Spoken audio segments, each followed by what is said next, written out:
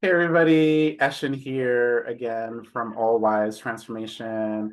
And we have another segment of mental health, spiritual practice, and self-care. And I have an awesome guest with me today that's sort of going to talk about her journey in becoming an Ifa priestess. And MawuLisa is someone that I met and has also guided me in some of my journey and some insights in sort of how to sort of enrich my practice and sort of my connection to my ancestors.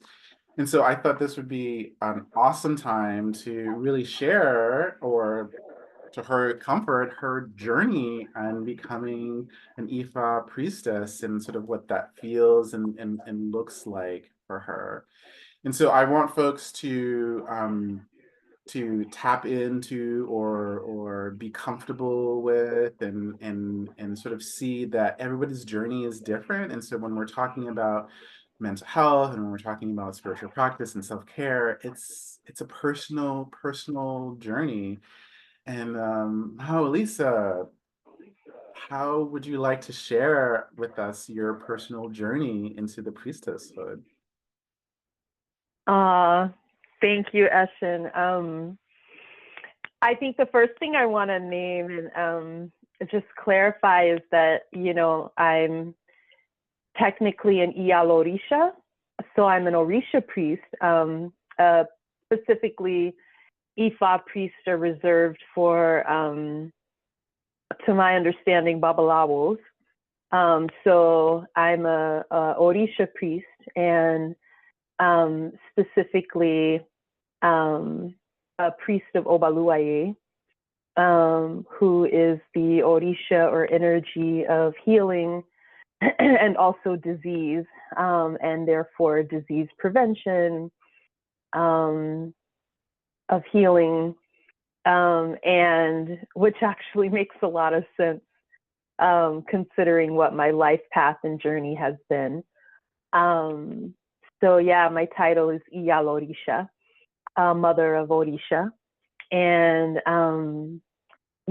I can remember probably around 2008 or 2009. I was a couple of years into my somatic journey as a student and apprentice and teacher of the somatic technology that comes out of the lineage of generative somatics and Strozzi. And I remember this one moment. This technology, this somatic technology, is so good at supporting folks to listen inward and realign to their sense of purpose, to reconnect to sense of purpose, that if you're able to really tune into the language of your body, like your DNA holds the codes of your purpose. And it's about quieting the mind and dropping into the body enough to really listen for the revelation of that. So I remember being on the mat at the dojo and having a commitment arise in me. And the commitment was, right, I'm a commitment to being in my power as a healer and a priestess. And, this was like a weird, wacky kind of, predominantly white space. I was probably one of a very few or only, I think, a few BIPOC folks of the global majority identity in that space. And, it was awkward because I had a lot of people coming up to me like, what do you mean a priestess? And it came out of me and I was like, what do I mean a priestess? But what I knew and understood was that, I was already on a journey. And like, what did I mean as a healer and a priestess? Like, why those words specifically? And I had already been on a journey of, studying in the field of mental health and psychological health. I studied in college for a degree in counseling and clinical psychology. Really fell in love with, Jung and, transpersonal, all the things. Really fell in love with earth-based spiritual traditions, starting with European-based, earth-based traditions. I feel like the divine feminine really spoke to me, and I feel like I got to give it to the white Wiccans. They held on to their divine feminine understanding and technologies quite well. And that's what I had access to at the time in my own journey of decolonizing. So I definitely was like, I smelled something really fertile and something that felt really like it really spoke to my soul in exploring earth-based spiritualities and my relationship to the divine feminine. So, and I've always been one that, my peers would often lean into for counseling and comfort.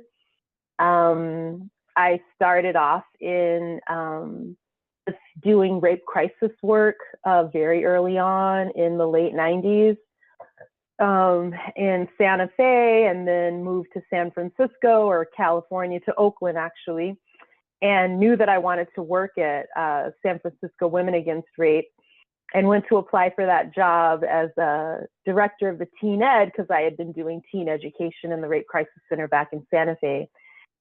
And the director, or the ED of the Rape Crisis Center, she was like, well, we don't want to hire you for this teen ed, but, we definitely want you to come on as the director of counseling. So I found myself in, this role of like doing healing work, supporting folks in their healing. And I just knew those words like healer, priestess. And for me, priestess was someone who really knew how to bring individuals and groups through transformative experiences. That a priestess was someone who was able to, in some ways, be an intermediary between the spiritual reality and this physical reality. And I think about in tarot, the archetype of the Hierophant, the number 5, which is that energy of being able to catalyze and bring spiritualities in a manifested way on this earthly plane. And I was like, that right there, that is my shit right there. It sounded like it sounded like you've been on this journey for a while, but not having the terms or the words or sort of like the framework of like how to sort of start it. But again, it sounded like you've been practicing, to some degree within the helping profession, either on a mental level that sort of incorporates the spiritual practice. And does it feel like a disconnect sometimes, and sort of like looking where you are now and like where you were then and sort of starting the journey? Yeah, no disconnect at all. I feel like it was a step-by-step preparation. Yeah. For where my path has ended up in this moment. Like when I look back at my journey in hindsight, I can really feel this divine hand moving me, guiding me towards my destiny. Like, oh, you're going to need, that skill in your bag, and you're going to need that skill in your bag, and you're going to need that skill in your bag to be the fully manifested expression that I was meant to be. I can really look back and see how every piece of my journey has exquisitely prepared me for the priesthood. And, back in the day, I was that one that, kind of, I wasn't really relating to Orisha community. I definitely had my relationship with particular Orisha. I really felt drawn to Yemaya. I really felt, drawn to some of these particular energies. But mostly what I would hear of was like messy ass communities, like these messy houses and all this drama in the house, and this Baba did this and that, and the exorbitant cost of these initiations and rituals, and people were getting, jacked, and all the messiness, and I was like, I want absolutely no fucking part of that. That sounds awful.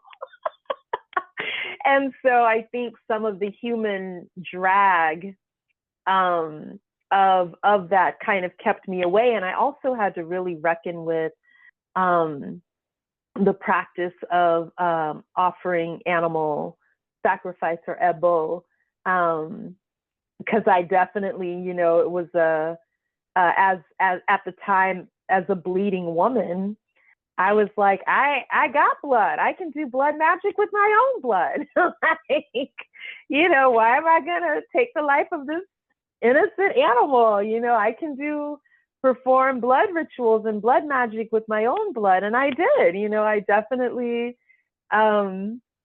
used my blood in spell work, and manifested my entire first trip to Nigeria in my early 20s.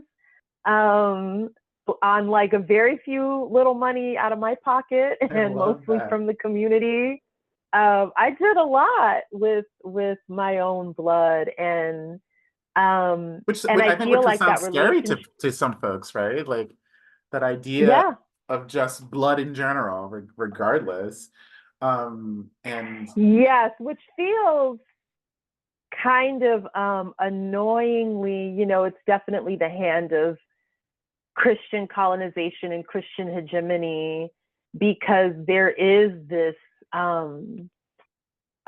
inherited phobia of blood, yet we're always talking about the blood of Jesus and the blood of Christ. It's like, we know that blood is implicated in some way. It's just Christianity has chosen to put it in this particular frame, and then demonize every other frame that it pulls its entire repertoire from, in some level. Like all of these stories in Christianity, the same themes can be found universally in other religious, spiritual expressions around the world.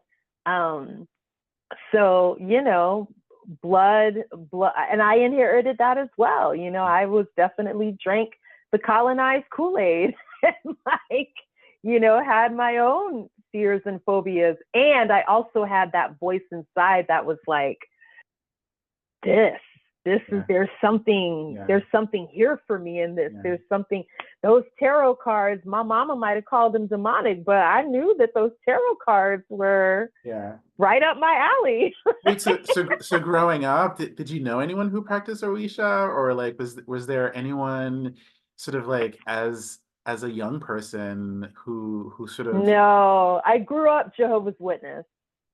So yeah, so that that was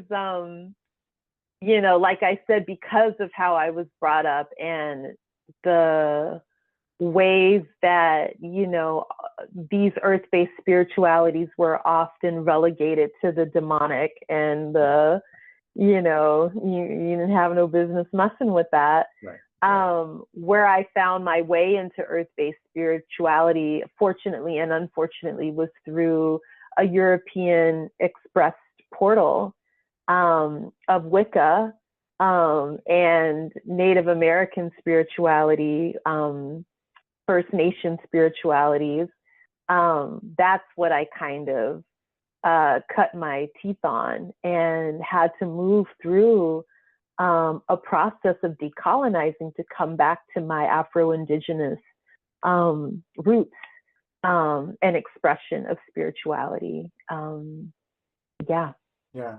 And you've been throwing out some terms, and so I just want to go back and sort of like, how would you define, or I guess for me, when I hear somatic technology, or technology somatic, I sort of think of a Western kind of technology. And so I'm curious when you use that term, somatic technology, if I'm saying that correctly, Hmm. what does technology mean? Because again, I'm not thinking like, oh, you're on your iPad, connecting to the Orishas, doing on Twitter, No.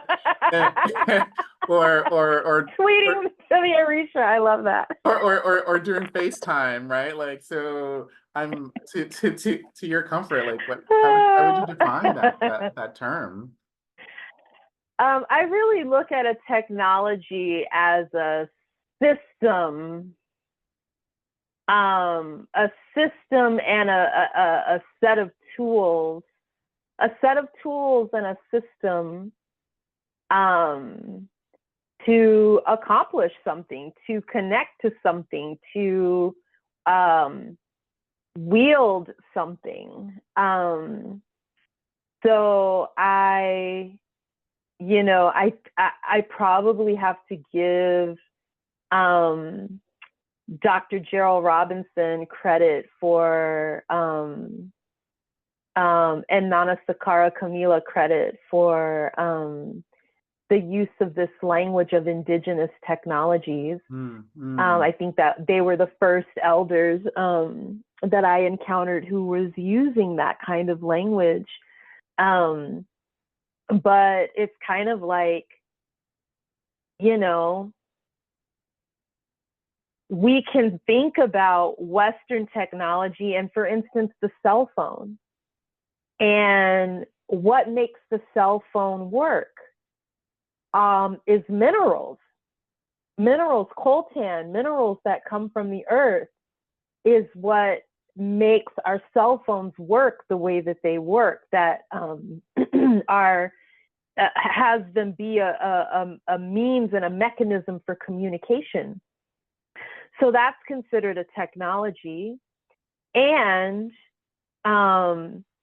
what we also know from Dagara teachings from Burkina Faso is that the minerals of the earth are also hold the records of everything that's ever happened on this planet. They are the record holders and the record keepers, the minerals.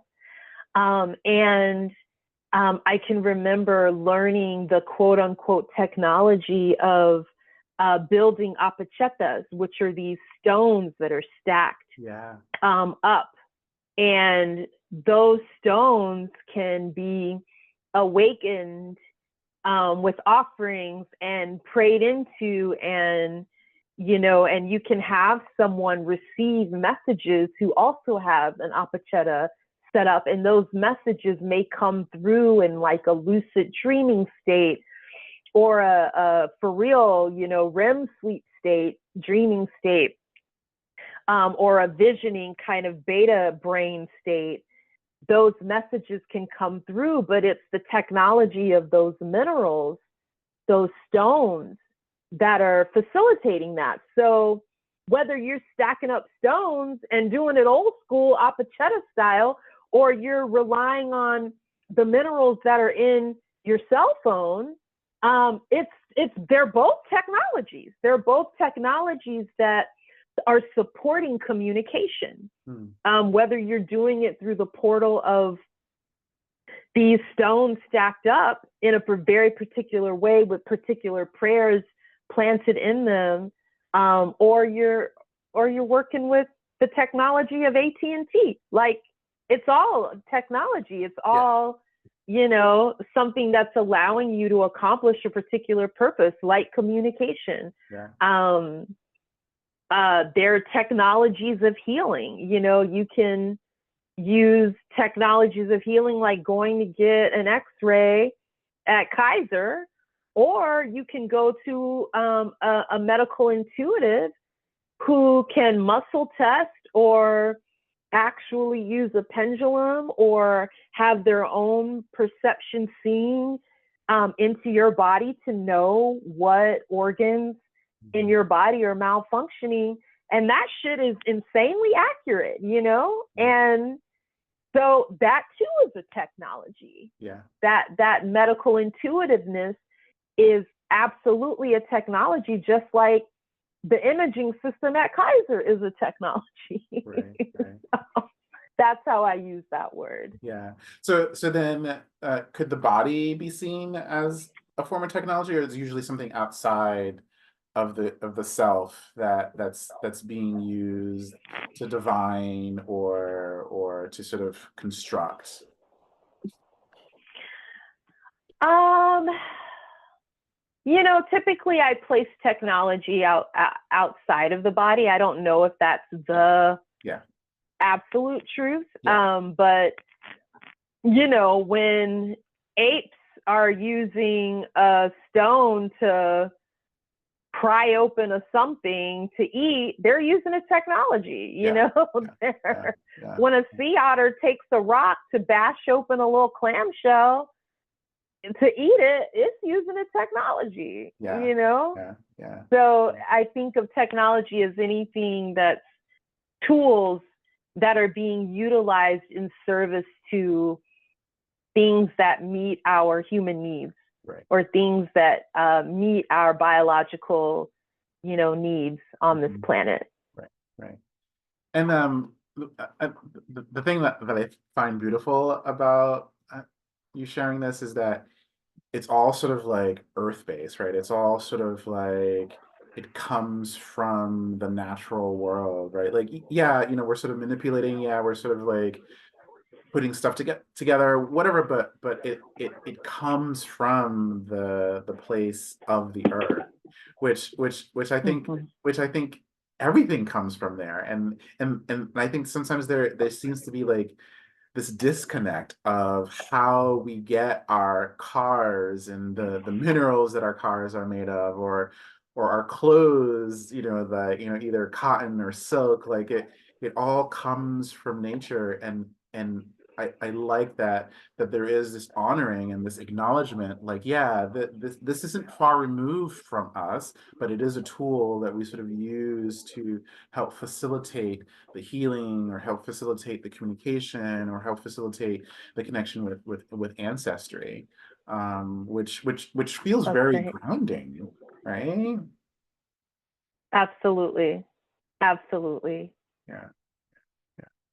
So I'm curious about, like, in your journey, did you have anyone who was like, "What are you doing? Why would you take this path?" Anyone sort of like throwing, I guess, negative shade, or anyone sort of making you doubt yourself in this path that you're taking, and how did you navigate that, and where are you at with that now? Yeah. I'm absolutely sure I did have encounters with naysayers, and but what I know is that I really took to heart something that was drilled in me as a kiddo. It's I call it one of the Jeho quotes, one of the Jehovah's Witness quotes that I grew up with. And yes, I did. I said it, Jeho. One of the quotes I grew up with from my dad and my mom, my parents, was this quote that says, "Bad association spoils useful habits." And Mm, I heard that quote like legit, like probably every day of my life as a kiddo. Like, bad association spoils useful habits.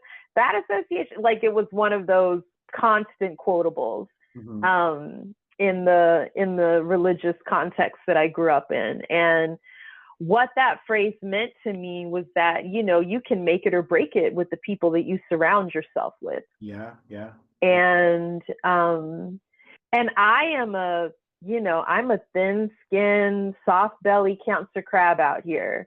The fire that I have is all on the backside, and luckily my Mars is in Aries, so if you back me into the corner, I will fucking win. I will come to conquer. But on the front side, it's all like soft belly crab and water and thin skin. And that was definitely, the earlier part of my journey was just a tenderoni. So I, it was impactful, to have to deal with, negative feedback but I think that there was just something stronger in my spirit that knew, whether I consciously knew or not, there was a guiding pulse, of curiosity that kept me moving in the direction of the mystical, the spiritual, the mystery, the occult sciences,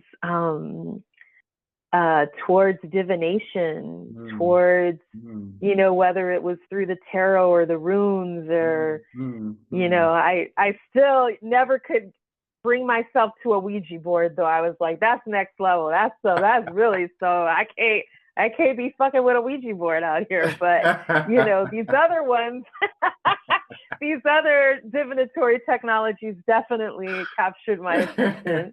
And I realized I just made sure that to the best of my ability, I sniffed out and found those people and communities that would affirm me, and I think I've been doing that for a long time. I had to find community that would affirm me Right. as a queer Black person. I had to find community that would affirm me as a lover of the divine feminine. I had to Mm, find, and oftentimes for those communities that would affirm me in those identities, they often didn't culturally look like me, right.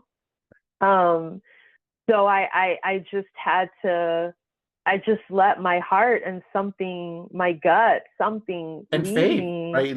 And like just and having faith. faith and just like I I don't know where this is taking me, but I'm collecting all these tools and all these like knowledge, and it's gonna take me somewhere. And I think it sounds like faith Yeah. too, right?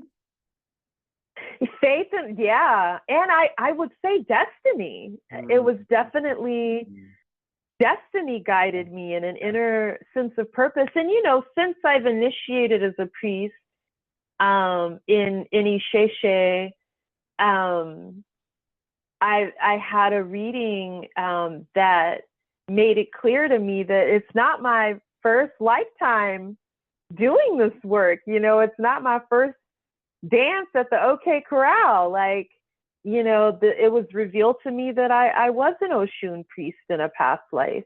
And Ooh, ooh. I that that made sense to me when I heard that, because it's like, why would those things just come so naturally to me? And why would I have been thirsty for the path of divination as early as 12 years old, Mm, finding my mm, first tarot deck? Why was I drawn to that shit so early on? Why was I drawn to the divine feminine mm. so early on? Of course I was an Oshun priest in a past life. If I was thirsty for trying to find the divine feminine, Yeah, you yeah, know, yeah. at a very early age, and having to crawl through, um, Jehovah's Witness indoctrination to do it, having to crawl through many things that would have steered me in a different direction, Yeah. to understand that, past lives primed me for this path really resonates with me and really makes a lot of sense for me. Yeah. Yeah. So yeah. So some folks may not know, but you are a beautiful singer, and Oh, I'm curious about like how that voice of yours, how that passion of yours connects with your spiritual practice, if it does in any way. And so, to your yeah. comfort level, like how does your not only just the voice of speaking your truth and walking in your truth, but also vibrating and singing and just like that frequency, right? To be able to Mhm. to call on ancestors in a very emotional, sing-songy way. And so I'm curious about your journey with singing, and where does that, what does that fall for you? Absolutely. Thank you for that question. I'm going to bring present the presence and energy and spirit of my mother, my primary ancestor, my mother, the womb and portal that I came through. Eva, Gungun, Mama, Annie Mae, Douglas, Thomas. She had a profoundly beautiful voice. Like, she literally could have been an opera star. And if it wasn't for the fact that she also had, I believe, a toxic environmentally induced condition of sarcoidosis of the lungs. And so she didn't have the breath support to really back the quality of her gorgeous tone. But, you know, I grew up in the Kingdom Hall standing next to her. And, you know, I just have to say, Jehovah's Witnesses, they have some really boring ass songs. Like, these songs are not, they are not flavorful. They are very bland. But standing next to my mom and hearing her sing these songs in like her beautiful operatic vibrato, you know, she was turning, so for God has said I'm making all things new. And my mom's version was like, you know, for God has said I'm making all things new. Yes. Like, she just had so much drama in her voice. And so that was, I got my voice and the gift of my sonic medicine from my mother. And yeah, I give her all the credit for that. And what's also real is that my earliest observations of the way that my mother used her voice and her singing was in praise of the divine. Yeah. You know, it was, her songs were in praise of the divine, you know, whether they were Jehovah's Witness kingdom songs or, you know, and I know that she secretly loved to listen to Mahalia Jackson, which is also spiritual, but because it wasn't Jehoetry, you know, she couldn't overtly fuck with it, but she loved herself some Mahalia Jackson. And so singing in service to the divine has always made sense to me. And also using my voice in service to community has always made sense to me. So, you know, as a younger being out there, you know, I remember having song circles with a sisterhood that I got to know and be connected to in Santa Fe. And we'd get together once a month and the full moon or the new moon and just share spirit songs with each other. Whether they were songs that were lifting up the goddess or songs that were singing to the elements or songs that were honoring the different states of femininity, or songs that whatever, you know, it was always spirit songs, earth worshiping songs, sometimes gospel songs, but really anything that was in the domain of devotional. You know, I even had periods where I absolutely fell in love with bhajans, Southeast Asian or Hindu mantras, bhajans, and singing for Durga, singing for, you know, Jai Ma. Like I loved kirtan and the singing, devotional singing to spirit when I was playing and studying at a traditional Ayurvedic gurukul. yeah, I was born, I felt like I was hardwired Yeah, for singing in praise of the divine and yeah, singing for community. Like I also shared my voice a lot for Take Back the Night. And I remember putting a choir together connected to the Rape Crisis Center that I worked at to sing and perform for the Vagina Monologues, Eve Ensler's project. When they came to do their show connected to the Rape Crisis Center in Santa Fe, like yeah, yeah.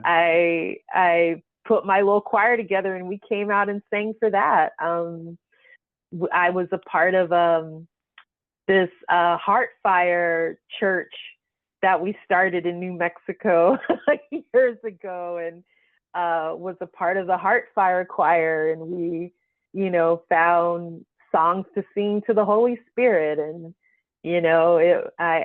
that just has always made sense to me. That has Yeah. always So felt right, it's never felt and like extra work, or it's never felt like out of pace. It's just natural. Yeah, yeah, yeah, yeah, it's a part of the the yeah, hardwiring. yeah. Yes, Yeah. It's yes. so beautiful in the sense of like, so do you feel like doing this part of this journey that you've been on, that um the resonance has always been for you to sort of be in the right place, in the right time, and meeting the right people to help sort of facilitate the learning process, the vulnerability process, and the heavy lifting to get to where where you are. And so I'm curious about like, how do you sort of like, how do you see the grace, the luckiness? Because not a lot of people have things that sort of just line up, right? Like sort of like the genetic component of the singing, right? And things just like career wise, being in the helping field, and like all of these things sort of just like doubled up. And are you aware of how lucky you are? I think a lot of people really struggle to find themselves, to find their voice, to get comfortable with their voice, and to be in a place of like, Hmm. oh yeah, no, I don't know where this is going to take me, but I'm going to take a leap of faith and just go for it. Yeah. Yeah. Yes. At this age and stage in my life, I am very aware of my blessings. I haven't always been aware of my blessings. I haven't always been aware of my gifts. I think I had to definitely swim through um, internalized shame, internalized many things, to really understand and reckon with my gifts. Um, I think that I was probably um, somewhat of a, I don't want to use the word celebrity, but in some sense, well known Yeah. before I could even admit it to myself. Like other people, I think, saw me as something that it took me a long time to catch up Mhm. to that because of my own healing journey around what I have internalized because of many systems of oppression and intersecting oppressions that I've had to swim through and heal through. Yeah. But in this moment and stage of my life, I am very clear Yeah. about um, how lucky, someone, I have had someone share with me, um, even down to like my astrology and like the year, that I was born in a 75. I think that's the year of the hare, the rabbit, and that's like a very lucky, an animal that's, considered a very lucky animal in the Chinese astrology. Um, I am very aware of the blessings in my life, and I feel like it's because it is a part of my destiny, and I feel like I came here with a purpose and a mission to get shit done. And that's the thing. I feel like when we align with our destiny, when we align with our destiny and we let the voice of that come through and hear it and heed it, I think all of heaven and earth opens up to support us. Because there are forces that are bigger than us. You know, there's a mystery and forces bigger than us that want us to get on duty, because there's a lot of shit to clean up in this world. Like there's a lot. And so when we are living on purpose and aligning with our purpose and listening for what we were uniquely put on this earth to do, and we move towards that, I think that all kinds of spiritual unseen help drops all out of the woodworks. Ancestral help drops all out of the woodworks to help us along on that journey. So I hold my luck as, you know, blessings from spirit, blessings from the divine, blessings from my ancestors.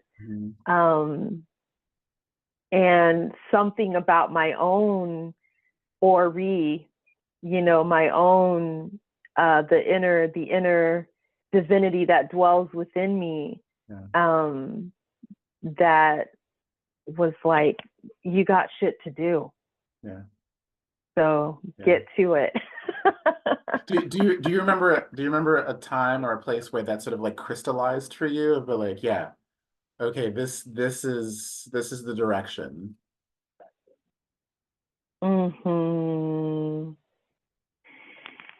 Yeah, it's so hard.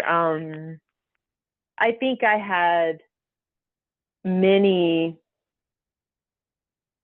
epiphanies. So like numerous small epiphanies.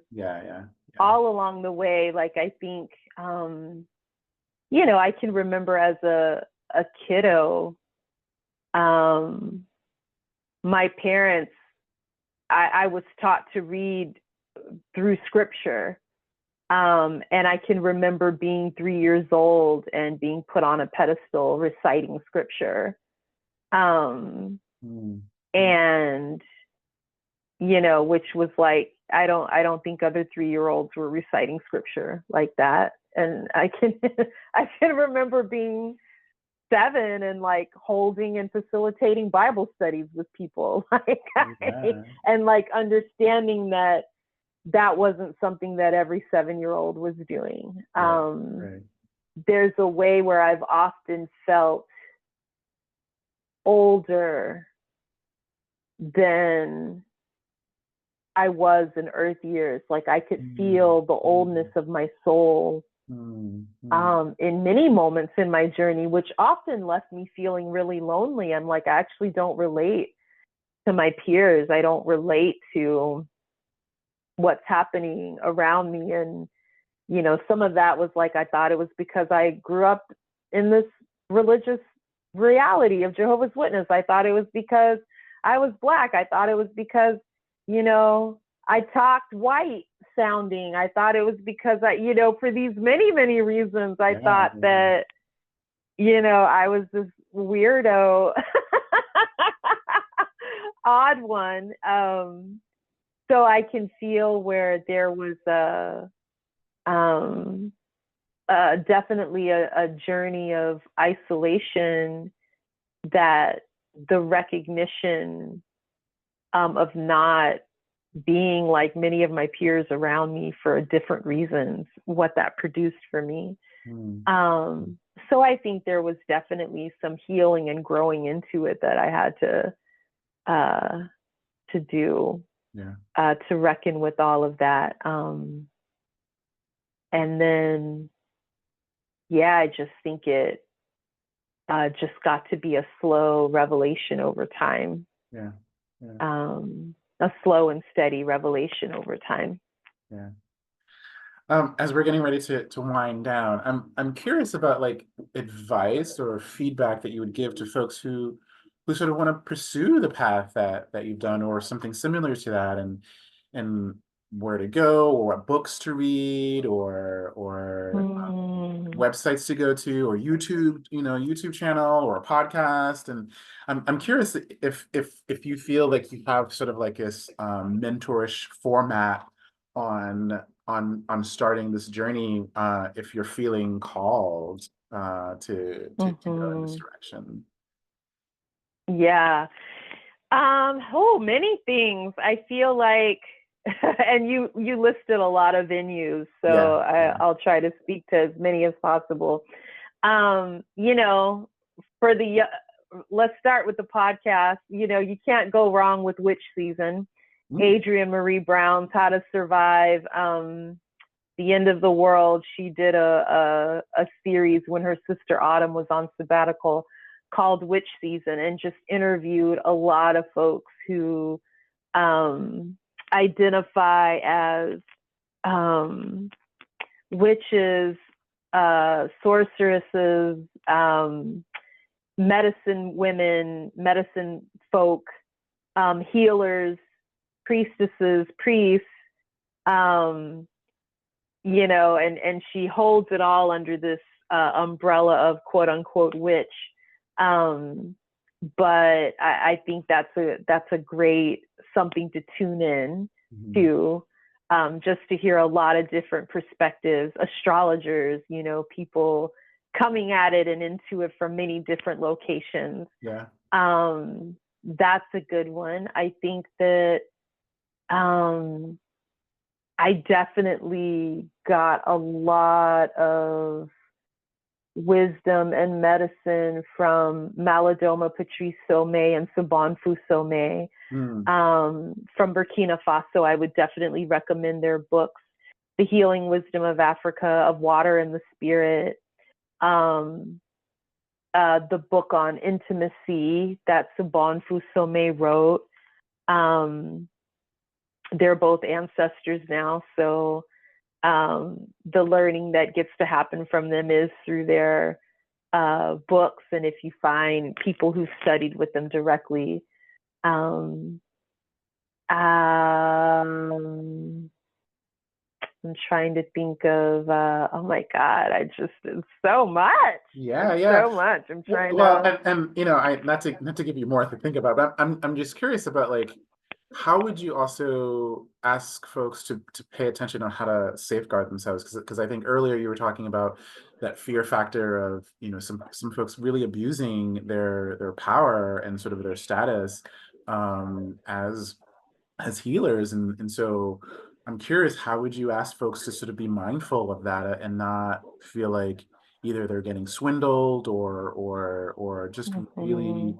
keep themselves safe and finding practitioners who are doing the work and not taking advantage of them. Yeah. First and foremost, trust your gut. If something feels or senses off, go with that. I would say, for real, start and begin an ancestral reverence practice where you are calling in the support of your ancestors. If you take one step towards them, they will take 5 steps towards you. Mhm. And that is uh, an energetic presence and force that you can always call upon, for your protection, for your guidance through things. Put your ancestors on duty for you. Mm, mm, Call on the ones who are ascended, benevolent, and of the light to surround you, guide you, protect you. Offer them, be in right relationship to reciprocity with them, and offer back.